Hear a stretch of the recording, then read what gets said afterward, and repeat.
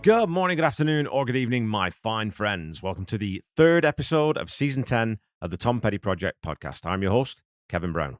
This is the weekly podcast that digs into the entire Tom Petty catalogue, song by song, album by album, and includes conversations with musicians, fans, and people connected with Tom along the way. Last week, we talked about the iconic You Don't Know How It Feels, and there was a little bit of chatter on social media about it.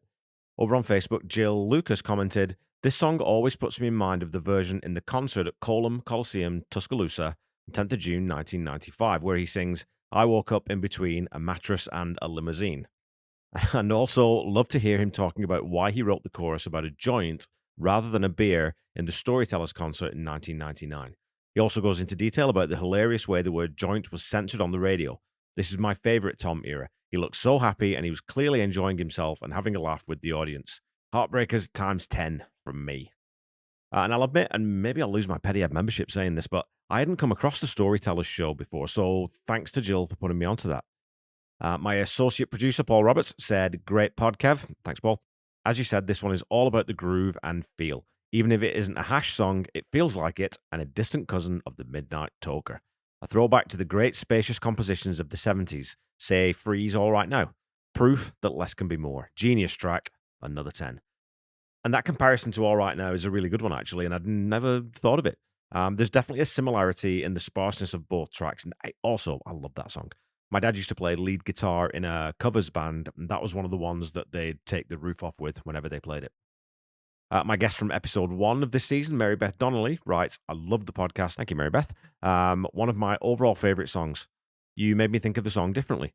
Can't wait for Time to Move On, one of my overall favorite songs. And it's always nice to be able to bring a different perspective to a piece of art to someone who already knows it. And as I've said before, that happens time and time again for me on this show. I love this comment from Nancy Berman, who writes, "I played that for my daughter when she was having problems in high school, and she not only got the meaning, but also was helped by that fabulous song." Isn't that great? Music has such a power to both comfort and heal, and sometimes it's not the songs you expect that will connect on that level. I'm going to leave one last Facebook comment to the end because it's a bit longer, but over on Twitter, Steve Ursel brought up a great point about one of the lyrics in You Don't Know How It Feels, saying, "It's a top song, superb lyrics and seductive groove. Do you think the line, 'Think of me what you will, I've got a little space to fill,' is a meta reference to it being a filler lyric? If so, it works in the context of the stream of consciousness verses before he gets to the point, and it's really clever." Well, when it comes to cleverness with words, I would never put anything past Tom, and that does make an awful lot of sense in that context, Steve. So I'm neither confirm nor deny. I just think that's a good take on it. Okay, so I wanted to leave this one to last. Jack McNay posted the following thoughtful thesis over on Facebook. "I promised myself I'd start being strictly a listener and less a commenter, but this has sat with me all day. I woke up in between a memory and a dream. Seems like an acknowledgement of that between place, after Jane and before Dana. If Wildflowers was unpacked by a psychiatrist to him, as per the Zane's book, as being a love song to himself, maybe this next track is a rumination on his uncertain place. Not sure of when exactly he first met Dana, but many of the songs could have subconsciously been about her in some way, in addition to Angel Dream. And the sequencing, which TP was big on, might bear all this out somewhat.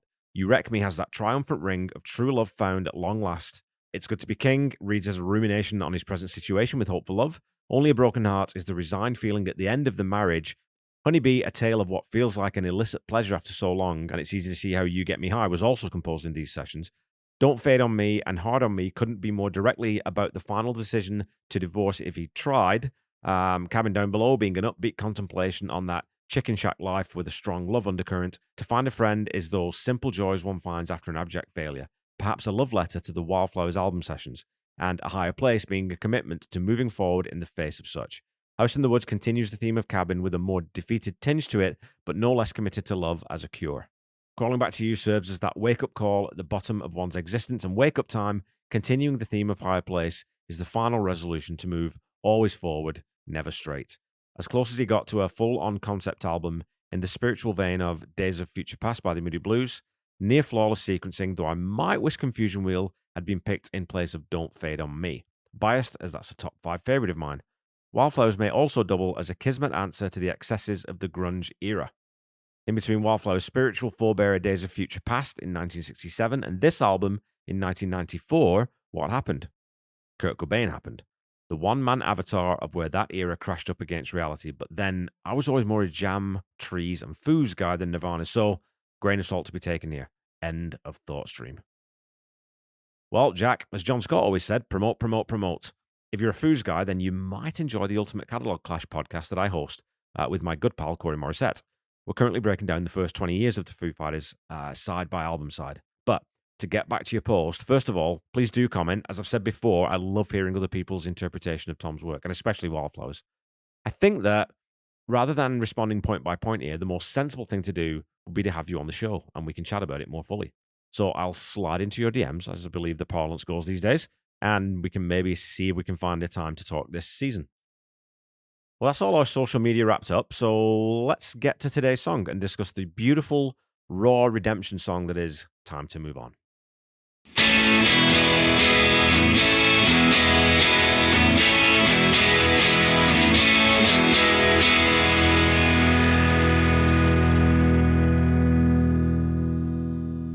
Despite being the fourth most streamed song from Wildflowers on Spotify, Time to Move On was not played live very many times at all. In fact, on setlist.fm, it comes in tied with Swingin as the 58th most played song in Tom's catalogue, behind tracks such as Drivin Down to Georgia and Melinda, which were never originally released as studio tracks.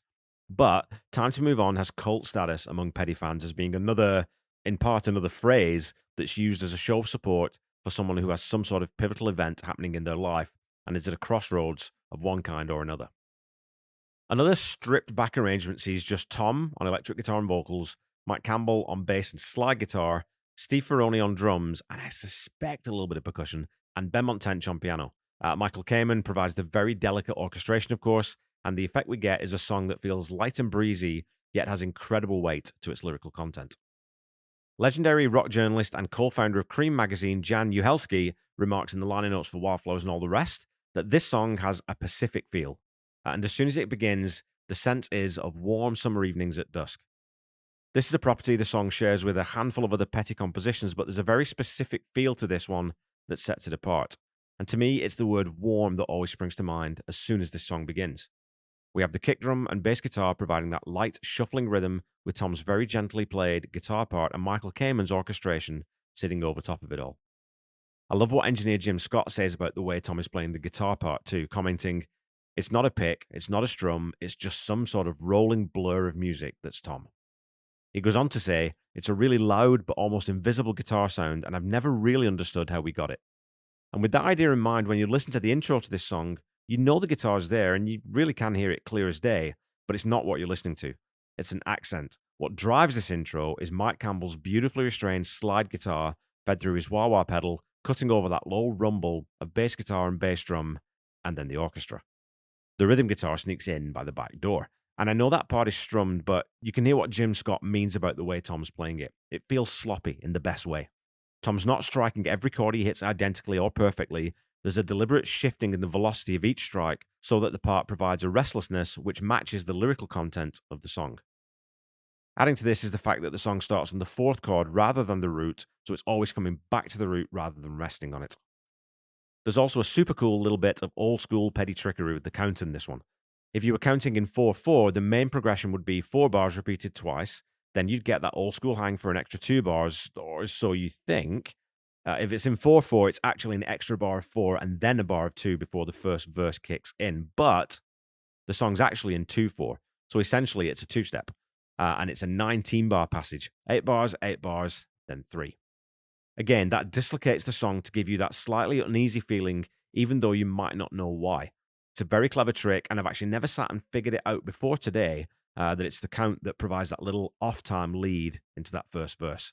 You know, if I were to sit down and play it from memory, I'd most likely have played an even number of bars there and not been able to quite figure out why it wasn't right. It's another one of those small details, one of those moments that Rick Rubin talked about on the title track, which are abundant throughout this album.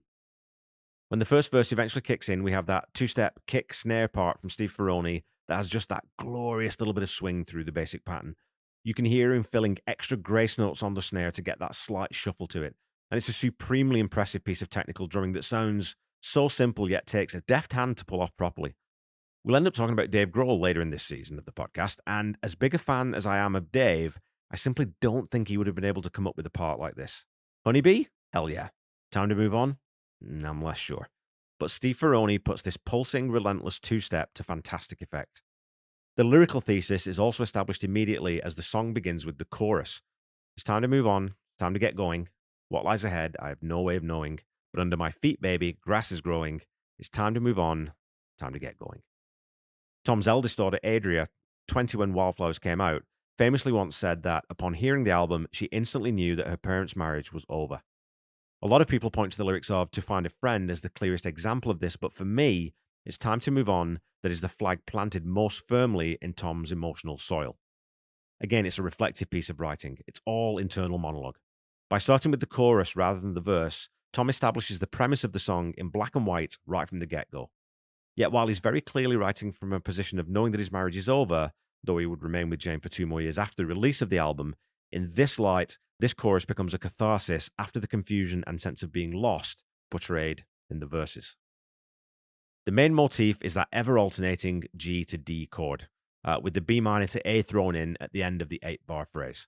Over top of that alternating G to D, however, the orchestration is held on a single A note.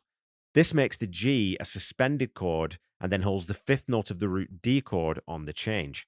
When the progression moves back to the B minor to A, the orchestration then descends with it before going back to the A.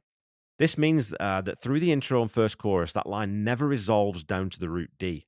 And again, it's a really simple piece of composition that is really effective and I'm sure would have been brought in by the genius that was Michael Kamen, who had an unerring ear for knowing where he could add to a song without interrupting its flow. As the song transitions to the verse, that orchestration line alternates between the 5th note of the G chord and the 5th note of the root D chord and drops down an octave. So it's that very slight change to mark a difference between the chorus and the verse, as the progression is very similar between the two. Throughout this first verse, you can hear very faint phrases on that wah-driven guitar from Mike deep over in the left channel. His playing is so unobtrusive and it's mixed so carefully that you can easily miss it if you're not listening. But it's an important piece of consistency between the A and B sections of the song. After 2 verses, or maybe 1 2-part verse if you prefer, the song moves back to the chorus.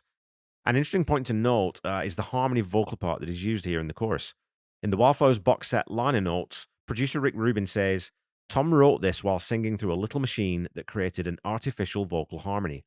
When we later tried to replace that automated harmony voice with a properly sung harmony, it lost some of its magic.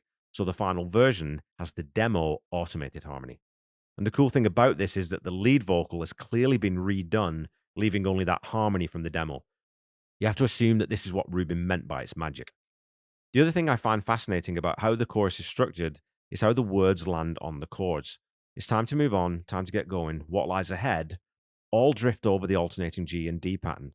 There's a resolution and acceptance in those words, and they pair with the major chords. When the progression switches to the minor chord, it coincides with the change back to doubt. The B minor pairs with the words no way. Now, I highly doubt that this was specifically intentional, but it's a wonderful little bit of interplay that makes that very slight doubt emphasized by a change of tone within the chord structure. At the end of this second chorus, we have a 7-bar interlude broken into 3 and 4 bars, with the latter resolving down to the root D chord, Mike Campbell playing a wonderful 3-note lick to stitch those 2 pieces together. The next verse sees the introduction of Ben Montench's piano part, and again, this sits off the root and, along with the orchestration, creates a chord phrasing that is incredibly pleasing. The piano notes all sit on the 1 of each bar and just ascend and descend calmly. This verse, lyrically, is absolutely stunning. The first half, sometime later, getting the words wrong, wasting the meaning and losing the rhyme, could be viewed as an observation of the end of that first verse. Which way to love land? Which way to something better? Which way to forgiveness? Which way do I go? None of those phrases rhyme, the syllable counts aren't the same, and it's almost like Tom is commenting on his own thoughts and their coherence. She's an honest defector, conscientious objector, now her own protector, feel disconnected from the rest of the song tonally, so wasting the meaning and losing the rhyme could be a meta statement about the song itself in a similar way that Steve Ursel found a potential meta meaning in the line, think of me what you will, I've got a little space to fill. Again, I'm sure that this is just a retrospective observation that likely doesn't line up with how Tom wrote the song, but it's a nice little bit of serendipity. The second half of the verse, though, it's just jaw-dropping. Nauseous adrenaline, breaking up a dogfight, like a deer in the headlights, frozen in real time, I'm losing my mind. First of all, it's delivered as 5 distinct lines, but when you read them on paper, there's a very slight ambiguity as to where the punctuation would go. So I think nauseous adrenaline breaking up a dogfight is one line separated by a comma and commenting superbly on the sick feeling in your stomach that you get when confronting relationship issues or whatever sort of turning point you're at in your life. The last 3 phrases constitute one line to me. Like a deer in the headlights, frozen in real time, comma, I'm losing my mind. This builds on that feeling of nausea by capping off the madness of realizing that a relationship or a situation has fallen apart. It's a truly spectacular piece of writing on an album full of them. And I think maybe at the end of the season, I might put a poll out to see which line on the album you think is the strongest. And this one, I suspect, will be in the top 4 or 5. In the Wildflowers liner notes, Mike Campbell says of the nauseous adrenaline line, I dare anybody else to use that in a song. Tom was really good at that stuff. You'll just be listening along, going with the flow, and he'll hit you with a zinger like, what the fuck did he just say? And apologies for the F-bomb there, but this is a direct quote. I do love that Mike has never once tried to hide or downplay his admiration for Tom at any point during or after his tenure with the Heartbreakers. And this is a guy who writes a hell of a good song himself. In doing my deeper listening to the song for this episode, I also noticed that there seems to be an additional bit of percussion being played on the main snare hits starting in this second verse. If you listen to the difference between how that snare sounds in the first verse and then the second, unless it's just a trick of my brain, there seems to be an extra tone in there.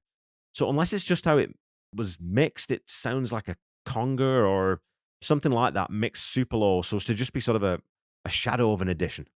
So it's one of those that I can't quite hear well enough. And even running the song through my AI track separator, I can't hear it clearly enough to be absolutely sure.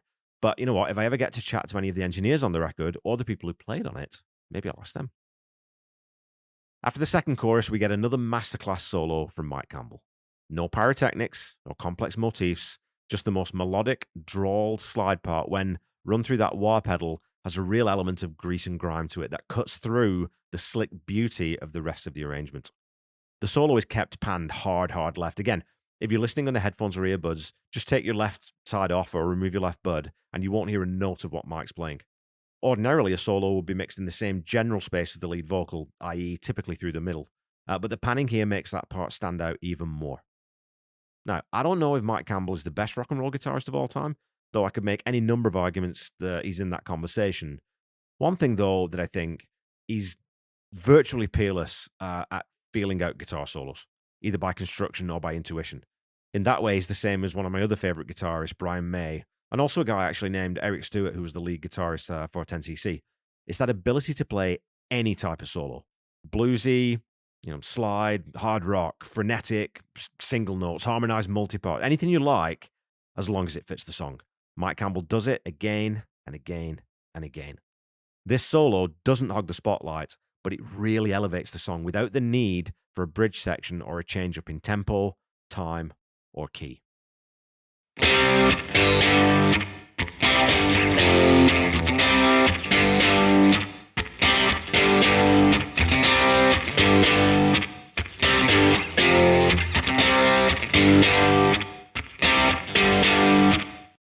Okay, folks, it's time once again for some petty trivia.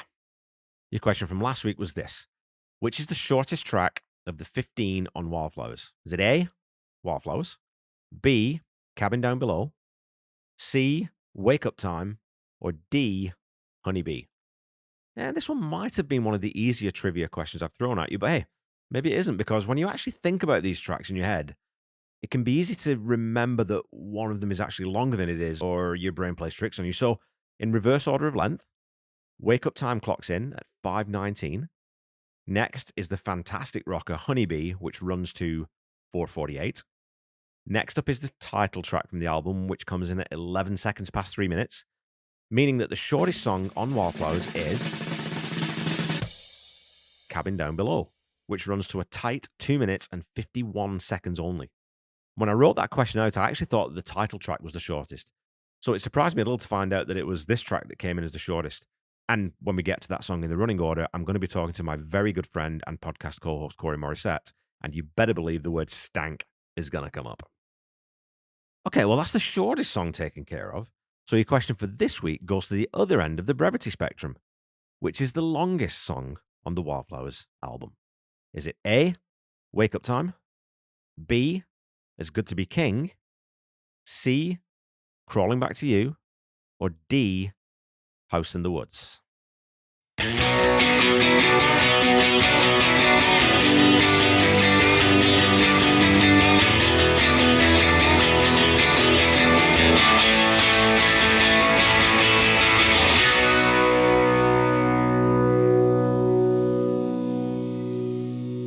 Okay, back to the song.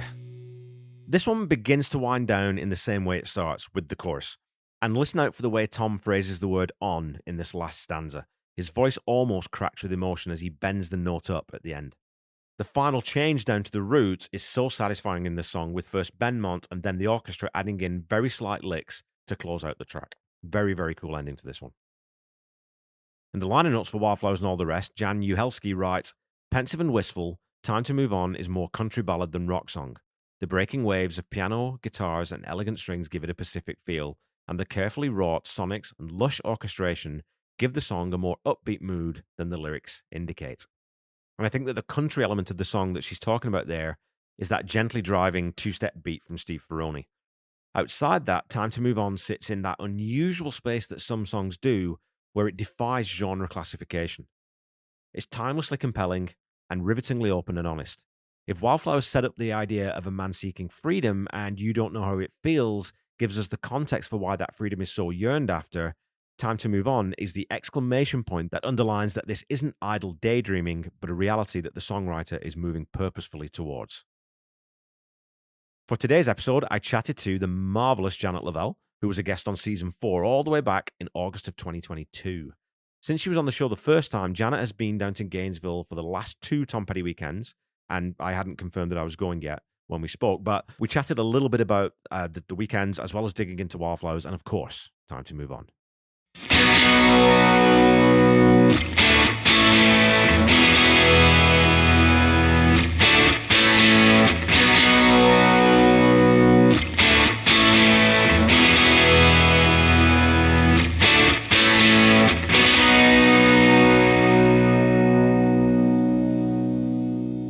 So yeah, since the last time we chatted, I was looking. You've been to 2 Tom Petty birthday bashes, Yep. and I wanted to just ask you what your highlights have been from those, because this last one was pretty big deal because they got the Wildflowers exhibit down there, which was cool at the that's the Dade Museum, is that called, I think, or Hey, Cade, yeah.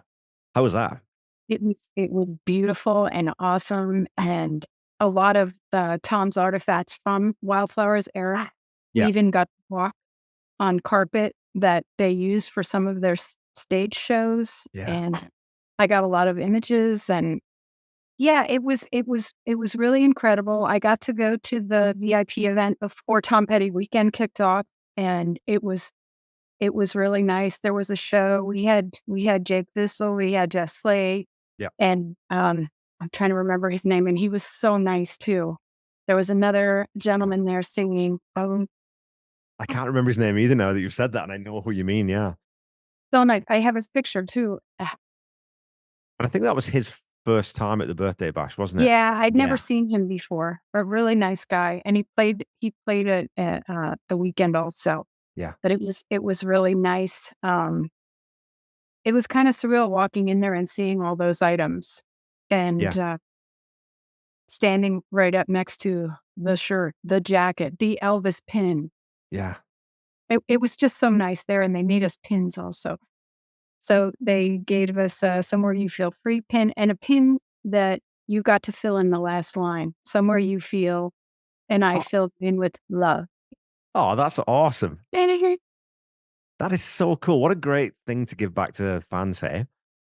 And the timing of that to bring that down to Gainesville. I mean, yeah, because I was thinking about this and I was talking to a couple of people about this. That Wildflowers is such a huge album, not just for Tom, but for all of us fans too. And I think that, obviously you've been a fan since the beginning. So you would have, when Wildflowers came out, you were ready for this big album. But when Wildflowers comes out and it follows Into the Great Wide Open, it sounds completely different. It's very obviously something's going on here. Like Tom's songwriting, his style has changed, the lyrics have changed a little. There's more weight to it. What did you think of Wildflowers when it came out? What were your initial thoughts of it? Do you remember? It was very emotional. I really felt like a lot of personal feelings were coming out. Yeah, and you get that sense, and especially the song we're going to be talking about, right? It's time to move on. I mean, holy Yes. crap! It's got that again. Like Tom at his best always has that universalism where we all feel that, and it might be a job, it could be a relationship, it could be anything, right? But when you know, and we only find out later, really, what's going on with Tom's personal life. So he kind of puts it through this character, this person who's she's an honest effect, she's in the airport, but he's singing about himself, right? You can't Yeah. really disguise it once you know that. So looking back, it gives it even more emotional weight. Yes, and you don't know how it feels. Yeah, I mean, it was a lot, and yeah, we didn't know at first what was really going on, but yeah. now, of course, everything all makes sense. When I bought my car, I got in the car with the manager of the dealership, and we sat there, and I said, "Let's put Tom Petty radio on," and "Time to Move On" is what came on at that moment. Wow. And I thought, it really makes sense. It's so great. Here I have a new car. I am moving on with, a lot of things, but Yep. it was just so in place for getting that car. I just thought, wow, that's so awesome. And I do. I love that song a lot. And every time I listen to it, I I I think about different things because there's always something to move on from. Yeah. But I never think about the same thing twice. It's not like, "Oh, I have to move on from my job or, uh, a situation," Yeah. but it's like it's whatever I'm thinking about at the time. But it can also be, it's funny, right? Because we sort of layer on again because we know the circumstances that the song and the album were written under. But time to move on can be a positive thing too, right? It can be, okay, well, that part of my life is over and it was good, it's finished well, but now it's time to go and do something. It's time to grow. You can read it that way too. And I always Yes. marvel, and the more I've dug into this guy's writing, you see that time and again how good he was at writing from 50 different angles with one sentence or one lyric. It's such Yeah. and there's not many people who are able to do that the way that Petty did, you know? Yes. That's why I think it's so great too because it can never mean the same thing twice. Yeah. And it's always very personal, whatever it is. Do And you think he just had that magic. Yeah, do you think it changes too? Because the other thing, I was talking to a friend of mine, Pete Nestor, who's been on the show as well. I was saying that you listen to this set of songs differently Ah, when you're closer to the age Tom was when he wrote them. You know what I mean? So, like, if like I said, he couldn't have written this, or he wouldn't have written this album at 25 because he uh-huh. doesn't have all that. You need that Life baggage to be able experience. to write this, yeah, and that life experience. And similarly, as a listener, had I listened to this album when I was 25, I don't think it would have knocked my socks off. I'm sure there would have been Yeah. songs that I've been, I love this, but it wouldn't have resonated with me the same as being married for 25 years and having two kids and and then different jobs and different careers. You connect to it so much more viscerally the older you get. Yep. I agree. I agree. And it definitely means even so much more now knowing what he was going through at the time. Yeah. Because of course then we didn't know and it only meant whatever it meant to us. Like, you don't know how it feels to be me. I've had people say that to me and it's like Yeah. they're saying it because like they had something really rough going on and I didn't understand or um but it definitely with age definitely means more, so much more. Yeah. And that there's a line in the song that just like I've been, every time I talk about one of his songs, I think in at least 95% of the ones I've done so far, there's always at least one line that I think, wow, like no one else could have written that. I wish I'd written that. And this one is nauseous adrenaline, breaking up a dogfight like deer in the headlights. I mean, that to describe that knot in your stomach that you get with anxiety that way, it's like, no, you can't describe it any better than that. Nauseous You can't. adrenaline. It's perfect. You can't, and it fits the situation no matter what it is. It's something and to me, it's like he's going through something really, really hard, and he Yeah. has to move on, and he's gotta find a way to do it, and, of course, like, hearing that song the first time, I think, yeah, it definitely doesn't mean anything like what it does now, but to me, it was just like, it's a slower song, Yeah. it is kinda sad sounding, like, it's time to move on. It's not a happy time to move on. It's time to move on, and I'm feeling a little down about it, but I'm gonna get through it. Again, it's one of those things. I think this is where Wildflowers is different to any of the albums that came before, and it's just got that the life of this album is forever because it doesn't sound dated. The themes of the songs are, again, the universal. They apply to all humans everywhere, over to any time. And so it's got that thing where this album, out of all of Petty's albums, I think this is the one that will be around basically forever. I think that people will still be listening to this and relating to this in 100 years, 200 years, doesn't matter, right? If people find this music, they're going to understand exactly what he was talking about when he wrote it. Yep, I completely agree. And my car came with a CD player, and the first CD I popped in was Wildflowers. Yeah. Well, sonically, it's just, talk to musicians and producers is always nice because whenever you bring up Wildflowers, they all literally do this. They go, they just it's that thing of yeah. I mean, it not only Masterpiece. not only is the songwriting so good, the performances are all amazing, but the production just brings it all to life, and you get this big space in this song. And I think that with Rick Rubin saying that he really wanted to take as much effect off Tom's vocal as he could, so that you could really hear exactly what Tom Petty sounds like. And I think that that's also partially what gives a lot of these songs that weight, right? Because it Yes. feels like he's talking to you, Yeah, and it feels so spatial. Mm-hmm. So did anyone do this down in Gainesville at the last birthday bash? Do you remember? Someone must have done this one, surely. I don't remember hearing it, but I have to say I don't always remember because a lot of the bands that came played a lot of their own music, Yeah. and they did a couple, and the only band that didn't do it was the one that finished off the show. Well, I mean, as a fan going down to something like this, and I'm 95% sure this year. Going down there, I want to hear Jake do a couple of his originals. I'd love to hear him sing Brooklyn Can Wait live. I'd love to hear that song live. I'd love to hear, Ghosted Road He's live. so But good. yeah, oh man, that his new album. Holy Yes. mackerel, it's good.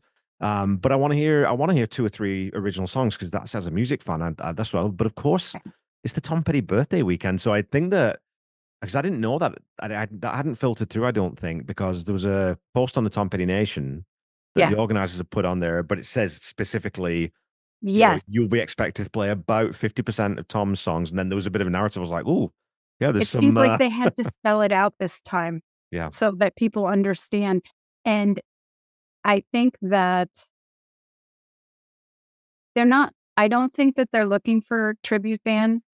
I don't know that yeah, that's thing that's gonna happen or anytime soon, but that's why they said some to at least play one or a couple of their songs. But we do wanna hear what else they do. yeah, It's nice because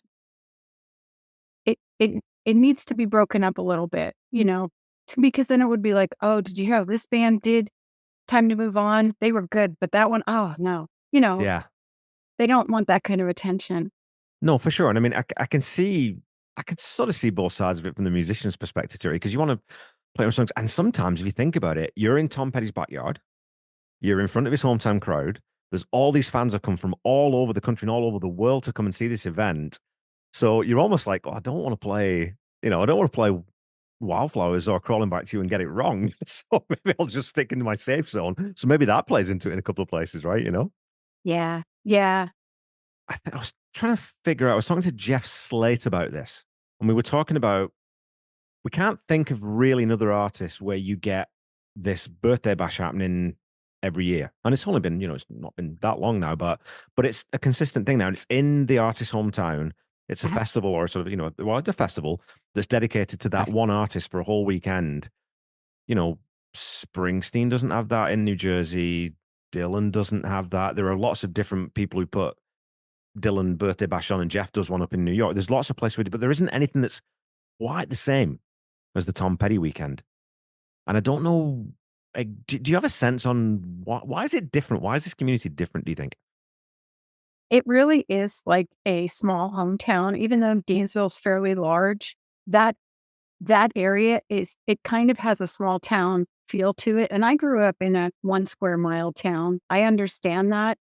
But when you go down there, the people that you see at this aren't typical festival goers. Yeah, Everybody is, I mean, of course, they're for the same reason, but it's a lot more calm, a lot more friendly. It's just, it's very nice. It's such a great experience. I know people just love Tom so much. And while there hasn't been, this big concert for Tom yet, they had yeah, that batch for him, but not like what they did for George Harrison. And even if it doesn't happen, this is something that I think is so great. It's worth going back to. I haven't missed one since 2018, Yeah. and I'm looking forward to going back this year. I'm looking forward to finding out what the VIP event is. I don't Yeah. know yet. And I seriously hope you do make it because it just leaves you with such a good feeling. Yeah. And well, apart from anything else, I want to, it's that funny thing here because like I said, I'm 50 years old now. I don't have heroes really anymore because I think I've outgrown, I'm not a kid anymore, right? But I want to go and stand outside Lillian's music store. And I want to go and stand and just have a quick look at the house that Tom grew up in because there's just something about that I want to go and do that. And I can't really explain why. Maybe It's it is that. Maybe it surreal. is that 14-year-old in me that still does have a hero, and it's Tom Petty now. I've pushed that down a bit because I'm older. I don't know what it is. There's nothing wrong with that though. And seeing his house, I mean, it's fantastic. And Yeah, I love to see it even though I've seen it several times. I never mind going back there to see it again. And, I've stood outside Lillian's, which now I didn't go in that yeah, day, but I was outside there and it's nice because then you think about, you know, the Black Diamond Strings and yeah, um Tom yeah, singing about it. And it's just nice to be around where he was because you kind of do feel his presence when you're there, even if you're standing at the street. yeah, So many people go down there and want to just get a picture of the house or them standing in front of the house. yeah. Well, It's it's just cool to know he was there. I think that's it, right?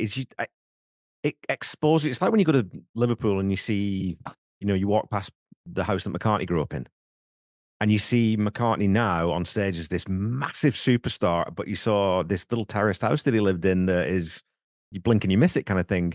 I think it grounds and really personalizes those people even further. That yeah, they're huge rock stars, but they're people, and they were little Yeah. snot-nosed kids, and they missed school and they'd cycle down here on his bike, and it's that kind of connection that I think it just makes your appreciation for the music just that little bit deeper. I think.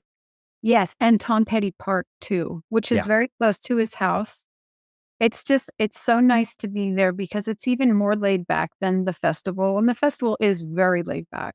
And going to the park and, just hearing Keith play music there and yeah, whoever else wants to play. Jake played there last year and seeing whoever wants to come down and just be there because we want to be together. yeah. We don't want this weekend to end yet. We need more togetherness with these people. That's so cool, and I think that's what music should do. Music should unify, it should unite, it shouldn't divide, it should never divide, it should always bring people together.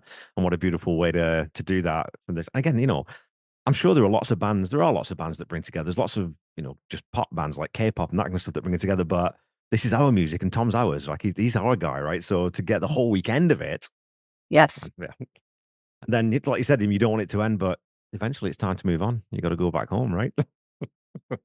Yes. Well, we usually stay a little longer. In fact, um, after after Tom Petty Weekend 2023, a few of us went over to Crystal River, and we Okay, actually took a boat tour, and it was amazing. The water wasn't as clear because a hurricane had muddied up the waters, right, but it was still fantastic to be there and yeah.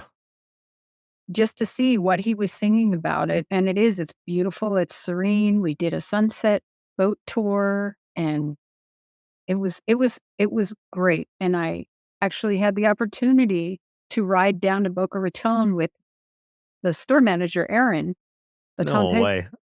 I was going to Boca Raton after this trip and she offered to drive me down there. And I really wanted to go with her, but I made plans with my friends and I said, no, I can't. I am doing What a beautiful offer though too, right?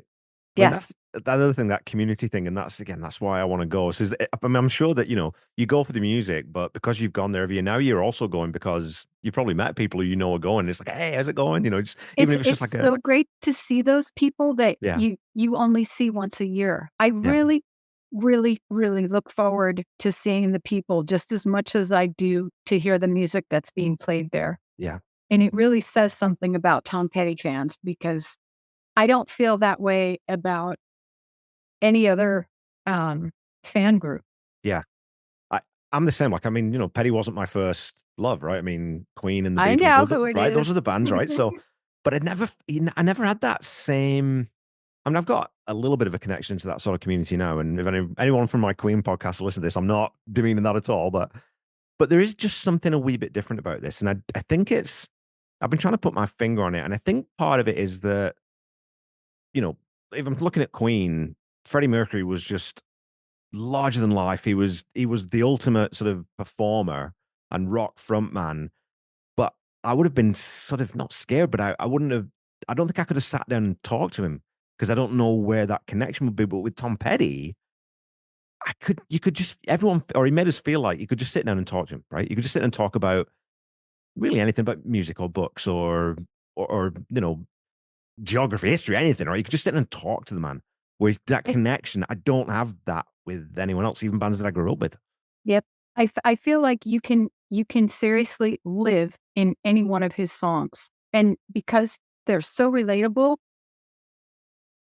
it's like he's singing about me. I'm Yeah. in that song where, and I don't mean to put down, I love Queen too, but I mean, "We Will Rock You," it's kind of hard to put yourself in that song. That's like a great stadium song, but, Yeah. like, you can't put yourself inside that song. Yeah. Do you think that is that something that, the sort of loose term Americana? That's because Steve Earle's kind of the same in some ways with that, and John Prine's got a bit of that as well, where you sort of they Eh write so specifically about these general topics that's why we're yeah, a band like We Will Rock You. It's meant it's a functional song, right? It's meant to get you Yeah, moving and get you stomping and clapping, which yeah, is great. And the same yeah. with Van Halen with Jump. It's supposed to get you up, but that's not what it's not what crawling back to you is. It's not what time to No, move on is. it's all the feelings. All the feelings are in Yeah. these songs. Yeah. Okay, so is this your favorite song on Wildflowers? I haven't asked this question to anybody else I've done this with yet. I can't. So Can't pick one. I remember when you asked me, I don't remember if you told me I had first dibs. You may have said that to me. Yeah. And I did not want to I didn't want to go, yeah, Wildflowers. I didn't want to, Yeah. I didn't want to go for one of the top selling songs. And I thought I'll leave those for someone else. I kind of always like the deeper stuff. And I didn't know that this one was as popular on Spotify, as you said, but like, I love them all, but, sometimes I go toward the ones that you don't hear as often because Yeah. they're always out there, and it's great that more people know them, but sometimes these songs just hit differently, and for whatever reason, when you asked me, that one was in my head, "Let's talk about that one." That's awesome. Yeah. That's awesome. And I'm sure that had I said, "Hey, Janet, I'm doing this thing for the Wildflower season. Would you come on and talk about House in the Woods?" You'd have said, "Yeah," in an instant. It would have been fine. We would have had a similar conversation because Right? that's the thing with this album, and it's one of only three or four, in my opinion, perfect albums that have ever been written. Yes. Like everything about it, track listing. There's nothing you would change on it. There's not a note out of place. It's just perfect. Like I don't know how you would ever improve on this record. So I could have picked any song and we would have had a great conversation about it, right? Yes. What are your other perfect albums? Beatles Revolver Yeah. and Queen News of the World. Those are my three that I just absolutely adore. I mean, I again wouldn't change a note of any of those records. But I mean, Revolver, of all the records I've ever listened to, I think I go back and listen to that and I think they did that 5 years after Please Please Me. This Mhm. kind of poppy boy band, more or less, really, right, of the time. And then they get to Revolver in only 5 years. That's ridiculous. That's just Yeah. ridiculous, Yeah. So, What an evolution, oh right? my goodness, yeah, absolutely. And Tom kept evolving. I was talking to John Paulson about this. About I think Into the Great Wide Open is and I've got to write this in. I've got to actually write a thesis on this so I can explain it properly. But I think Into the Great Wide Open is the start of the second half of Tom's career, not Full Moon Fever. John disagrees with me, and almost everyone does. But I don't think that if he hadn't written Into the Great Wide Open, and specifically if he hadn't done it with Jeff, I don't think we would have got Wildflowers. I think you needed that next step between Full Moon Fever and Wildflowers. But Wildflowers really is an album where Tom's not got an eye on the chart. I don't think he's thinking for a second about what's going to be the single, what's going to be. While he's doing it, he's not thinking about any of that. And that filtered through then for the rest of his career. He never considered that. Okay, the only thing is, this song that's in front of me in the band right now, let's make this the best thing we've ever done, or try to make it the best thing we've ever done. That's our job. Everything else will take care of itself. And it's just evidence, I think. Yeah, and I have to agree with you, though, about Into the Great Wide Open, because that was the beginning of a lot of changes going on in his life, Yeah. I think. And you know, with Stan too. And I saw that tour and it was fantastic, but it was also very different from the last tour I'd seen before Yeah. that, which was Southern Accents. Worlds apart. Yeah. What a tour, though. I mean, the stage with the tree and the presidents, and oh my goodness. I still, like, I was talking to someone about this the other day that, well, my daughter, actually, youngest daughter, she's not a huge fan of Don't Come Around Here No More. And I think it's because my wife plays that song a lot and she thinks she just overplayed it a bit. But I said, you've got to watch this live version. Watch the live version from the Take the Highway tour, and whether it's Mike's intro with the different guitars, the showmanship of what Mike's doing, the chest with the hat and all that kind of stuff. It's like, wow, okay, we've Tom Petty's this got a straight, meat and potatoes rocker. If he wants to put on a show, he can do that too. So. It was so awesome. That to this day, always say was the most magical tour of all of them. It Yeah. really was. Yeah, and Howie in just absolute peak vocal condition. All the band was just on it. I mean, Stan, whether or not he was, kind of a little bit PO'd during that tour and at that time during the band, he's still those performances, when you see those live performances, Stan is on it. He's playing really, really well, I feel so lucky to have seen every iteration of the band except for Howie and Steve together. That's the only time I didn't get to see them, but I'm thankful for every little bit I did. Yeah. Okay, well, let's leave it there for now. Thank you so much for jumping on a call with me again. Thank you. Thank you for having me. Yeah, it's always a blast. And like I said, once I'm in Gainesville, my plan is to do some, on the spot interviews, do some walking around, do a little bit of YouTube live, that kind of stuff, and just go and have fun, but show other people, get other people involved in, like, come down to Gainesville. Let's go and, let's keep this, get making this bigger and bigger if we can. So yes, I look forward to seeing you there. Oh, me too. I can't wait. I mean, it's like I said, as much as anything else, it's like, oh, I'm going to get to meet Janet. I'm going to get to meet Mark. I'm going to get to meet all these different people who You'll I meet only know Keith. online. I I'll mean, meet Keith. The starter of all things Tom Petty Nation. Yeah. I mean, he's so awesome. He's such a great guy, and you have to meet him. He's such a great guy. I can't say enough good things about him. Okay, well, you have a great rest of the day. I'll see you down. I'll see you in October. I'll see you down there. Perfect. Okay. Looking forward to it.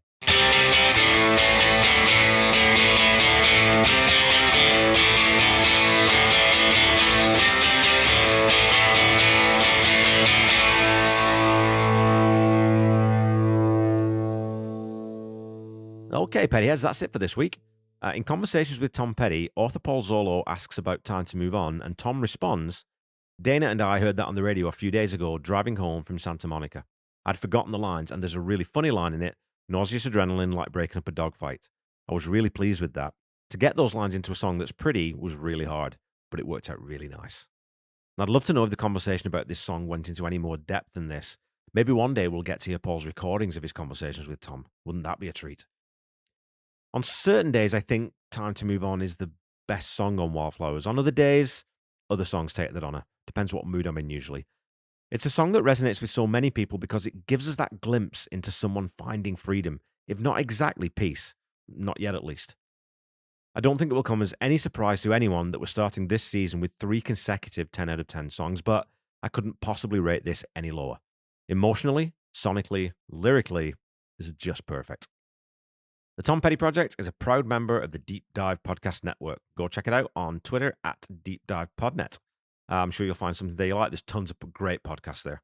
You can also check out my other podcast, Seaside Pod Review, a Queen podcast that I do with my best friend Randy Woods, as well as the Ultimate Catalogue Clash that I co-host with the hardest working man in podcasting, Corey Morissette. As I mentioned earlier, we are currently taking on the first 20 years of Foo Fighters. Don't forget to follow me on Facebook, Instagram, Threads, and YouTube at The Tom Petty Project, and on Twitter at Tom Petty Project. Go follow, like, subscribe as applicable, and again, please leave a review or a rating if you haven't done that already. Keep talking to me on social media. I do enjoy reading out your comments on the show. And as a weekly reminder, the Tom Petty Project is not affiliated with the Tom Petty Estate in any way. So when you're looking for Tom's music, please visit official streaming platforms or go to your local independent record seller to grab some real physical media and help support your local economy. If you're looking for official merchandise, go to tompetty.com. And if you're looking for merchandise for this show, please go to tompettyproject.com. Don't forget to check out the Tom Petty Nation and Tom Petty Fans Forever groups on Facebook. And also check out Tom Petty Radio, which is Channel 31 on Sirius XM. Until we meet again next week, keep listening to and sharing Tom's music. Try to be kind. Try to say I love you to someone at least once a day. Stay safe and healthy.